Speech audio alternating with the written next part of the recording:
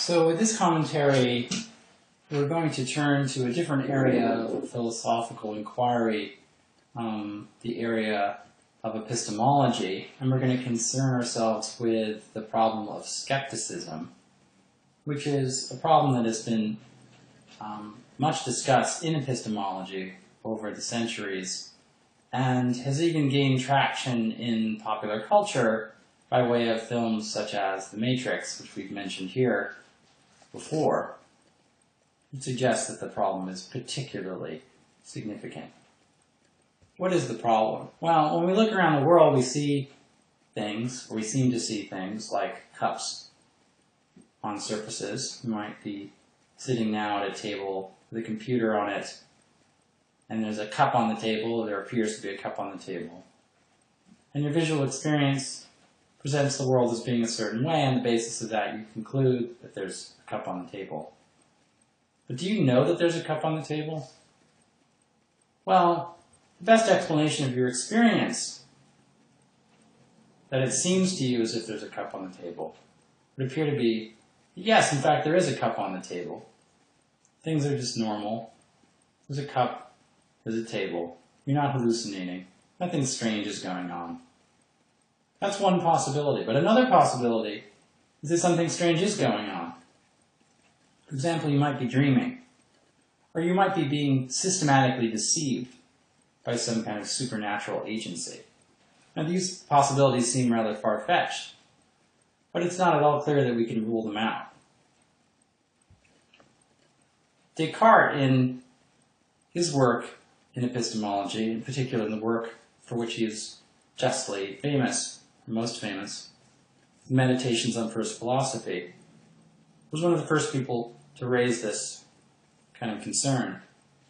So he asked, how do we know whether we're awake or whether we're dreaming? We look around, we see things, we see cups on tables. How do we know that's actually the way things are? How do we know we're not just in bed asleep dreaming about cups on tables?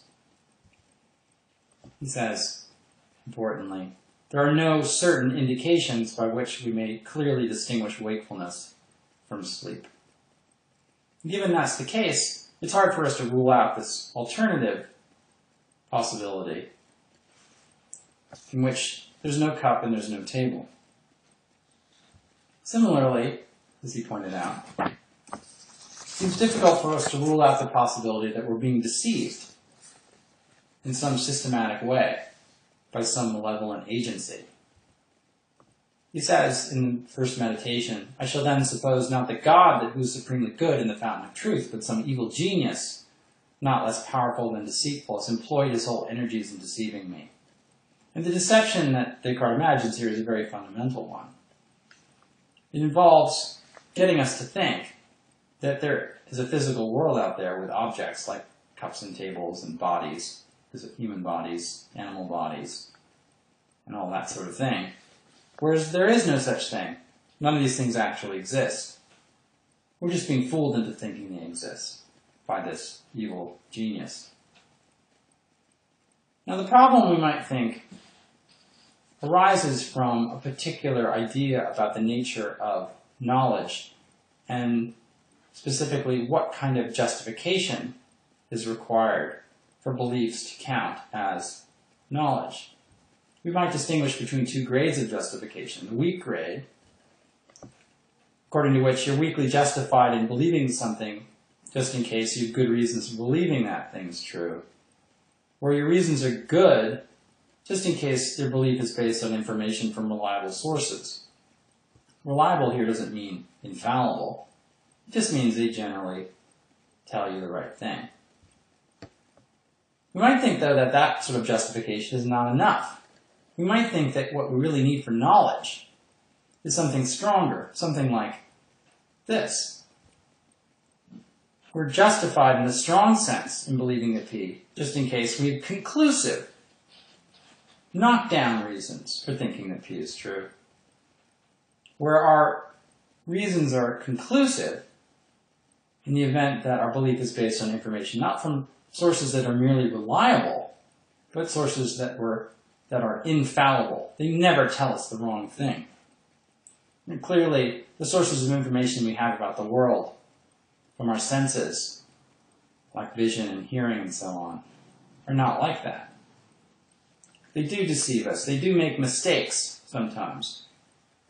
They're not perfect. So this is a problematic idea, because if we think that the kind of justification required for knowledge is of this strong kind, then we're led to think, perhaps, that what we think we know, we don't actually know after all.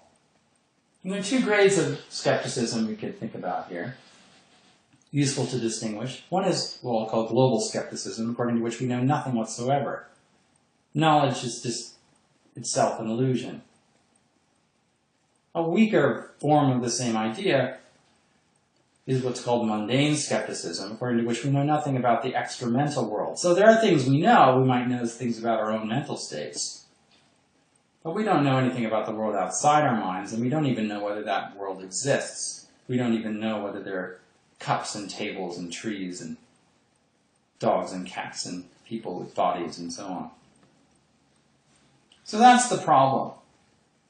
And what Descartes sets himself as a task is to solve this problem, where the solution of the problem consists in showing that skepticism in either of these versions is false.